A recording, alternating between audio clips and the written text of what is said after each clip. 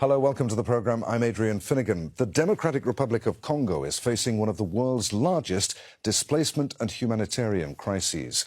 Instability and violence have killed at least 7,000 people and forced millions to flee their homes since the start of this year. Rwandan-backed M23 rebels have taken large areas in the east, including the city of Goma, the capital of North Kivu province.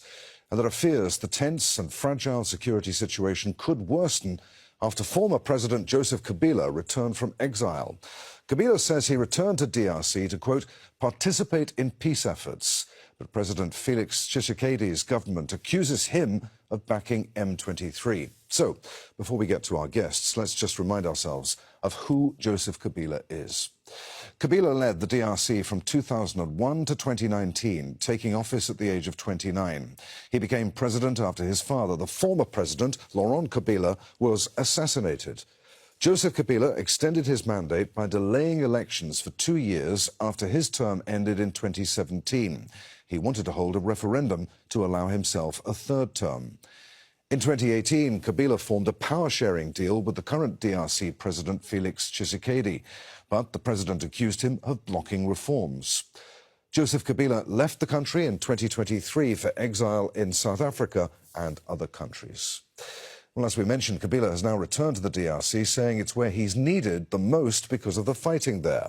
A month ago, he warned there's a, quote, risk of political turmoil anywhere in the country. He accused President Tshisekedi of being the root cause. This is what he had to say. The problem is President Felix. The solution is President Felix. Now, how do you understand that? How do you turn that left and right? Up to you. But critical decisions have to be made. And in critical times, you have to make critical decisions. And these are critical times for the Congo. But in as far as we are concerned, well, like I said, we intend to be very much involved in everything that's happening, especially in as far as peace is concerned. Well, Kabila's controversial return has led to a number of questions, and we'll put some of those to our guests in just a moment. But first, Al Jazeera's Alain Wekani has this update from the eastern Congolese city of Goma. In the town of Goma here, opinions still divided around the announcement made by the surrounding of the former President Joseph Kabila on his return in the country. He announced that he arrived in Goma here for bringing solution to what has been going on here. The country is going through a security situation, but people also know that Kabila, as a former president, has some part of responsibility in what happened here. But they also believing that for the time being, Kabila has a solution for what is going on. This is why the opinion are still waiting to know what exactly Kabila is here for.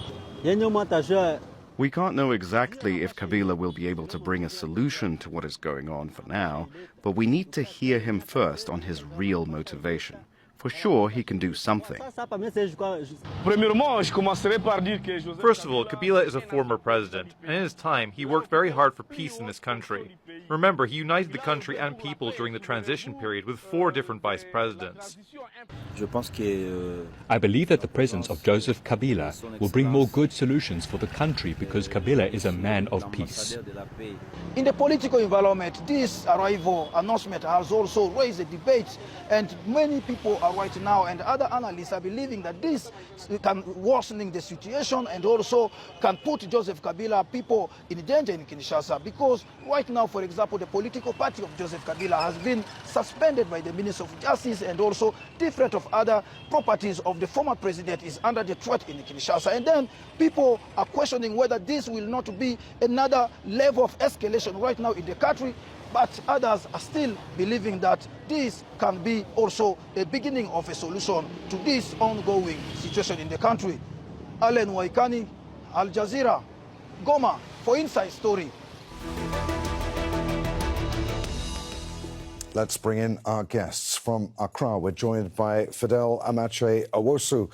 Chief Executive of the security consultancy DevSec Analytics Africa. From Kampala, we're joined by Andrew Mwenda, journalist and editor of The Independent. That's a current affairs news magazine. And from London, we're joined by Alex Vines, director of the Africa programme at Chatham House. A warm welcome to you all. Fidel, let's start with you. Why did Kabila choose to go to the rebel-held city of Goma upon his return from self-imposed exile? Thank you very much for the opportunity. Firstly, the government in Kinshasa has always accused Mr. Kabila of supporting the rebels, that is the M23 and the Congo River Alliance, in their effort to take control of the East and perhaps move towards Kinshasa. Now, these accusations have sometimes been denied by the opposition and Mr. Kabila himself. However, Mr. Kabila obviously has that kind of support or that kind of cooperation with the M23, and that is the main reason why he would choose Goma over Kinshasa.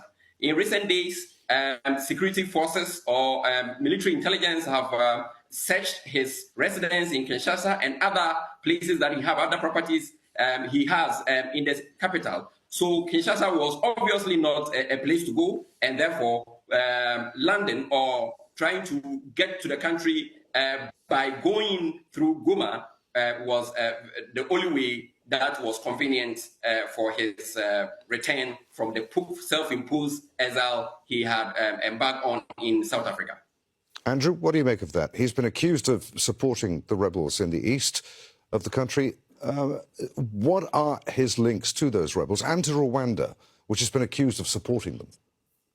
Well, I don't think, actually from my knowledge, Kabila has not had close ties with M23, but he has been mobilizing a series of Congolese politicians, businessmen, religious leaders, civil society leaders, to initiate a constitutional conversation in Kinshasa that would facilitate a dialogue whereby Congolese can rewrite the constitution, whereby they devolve power from Kinshasa to the different provinces of the country. Congo is a vast country with a very small population relative to the size of the land, with the dense forests and swamps, which makes broadcasting power from Kinshasa extremely difficult.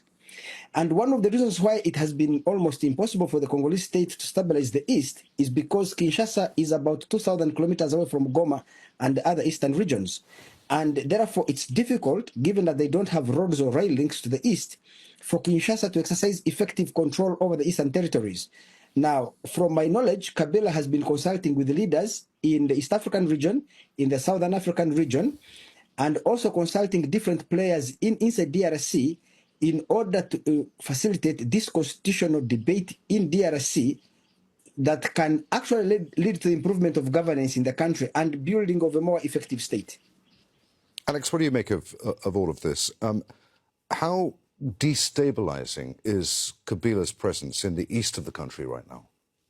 So I would agree with most of what Andrew had said, although I do think that Joseph Kabila Jr. maybe sees political opportunities here and ambition even to come back as a president again in the DRC longer term. He's been out of the country since 2023, but as Andrew was referring to, he's been on maneuvers recently. So he's been to Namibia, he's been to Uganda, he's been to Rwanda, he's talked to other Congolese politicians that are outside the country at the moment. Mr. Kadumpi is one example of that. And so he sees that there are doubts emerging, particularly in Kinshasa, over the longevity of Mr. Tshisekedi as president, particularly also because Mr. Tshisekedi, the president of the DRC, seems to have been hoping to have changed the constitution, maybe run for an additional term. That's now all very much challenged by the M23 incursions and progress in Eastern Congo. And so he has come to Goma. I think I would agree that he doesn't have close connections with M23 AFC, but he's looking at an opportunity here of someone that may be able to bridge some of the difficulties that have emerged with the M23 AFC backed by Rwanda, and so sees this as a moment of opportunity.